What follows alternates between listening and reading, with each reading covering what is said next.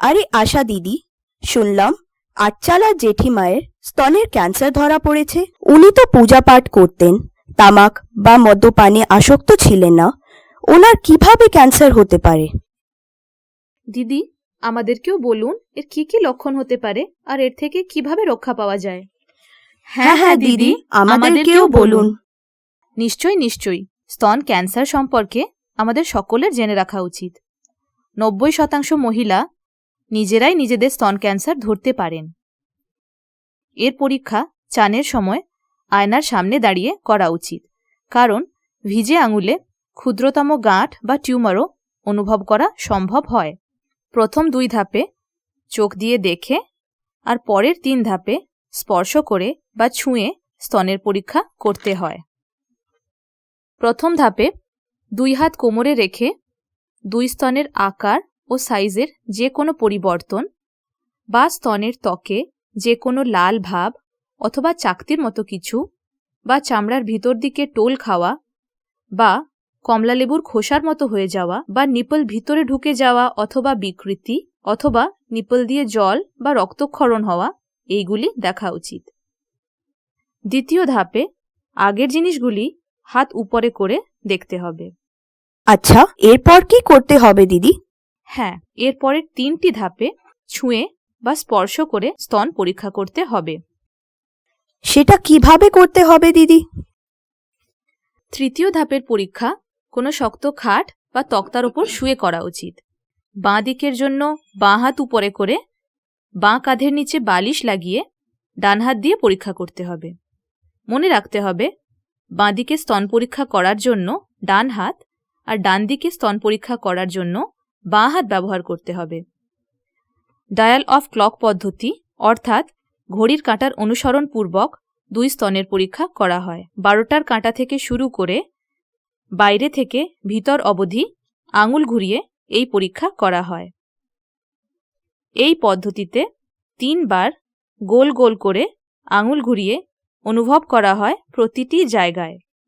প্রথমবারের চেয়ে দ্বিতীয়বারে ও তারপর দ্বিতীয়বারের চেয়ে তৃতীয়বারে ক্রমশ অধিক চাপ দিয়ে অনুভব করা হয়, যাতে ক্ষুদ্র থেকে ক্ষুদ্রতম গাঁটও ধরা পড়ে। বাঁ দিকে স্তনের জন্য ডান দিকে কাত হয়ে শুয়ে 12টা থেকে 6টা অবধি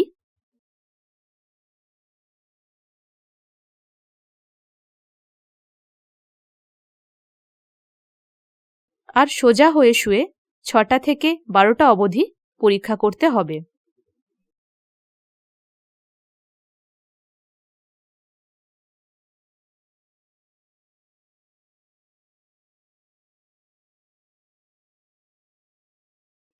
একইভাবে ডান দিকের জন্য 12টা থেকে 6টা অবধি সোজা হয়ে শুয়ে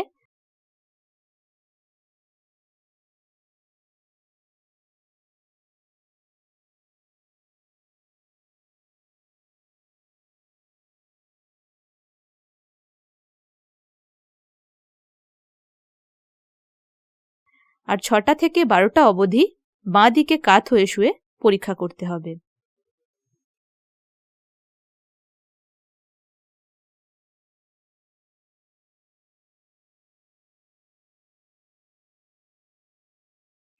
চতুর্থ ধাপে দুধের নালির পরীক্ষা করা হয়।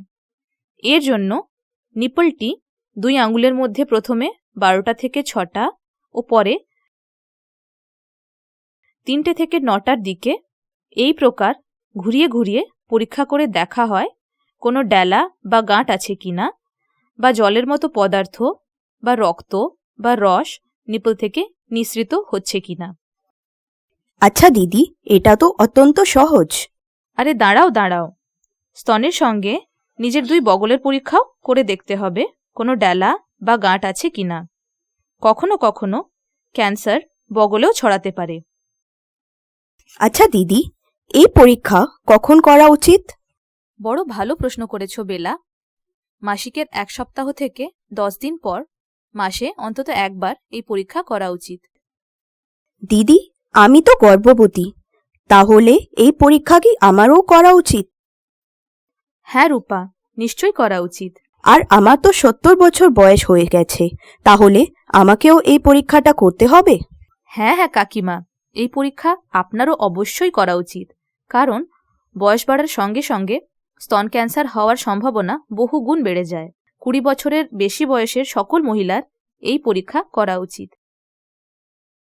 মনে রাখবেন, স্তন ক্যান্সার যত তাড়াতাড়ি ধরা পড়বে ততই ভালো। এর চিকিৎসা সম্ভব। দিদি, এই পরীক্ষা করে যদি কিছু সমস্যা আছে বলে মনে হয় তাহলে কাকে দেখানো যেতে পারে? আমি আছি তো, আমাকেও দেখাতে পারো, অথবা তোমার নিকটবর্তী যে কোনো স্বাস্থ্যকেন্দ্রে যোগাযোগ করতে পারো। ধন্যবাদ দিদি।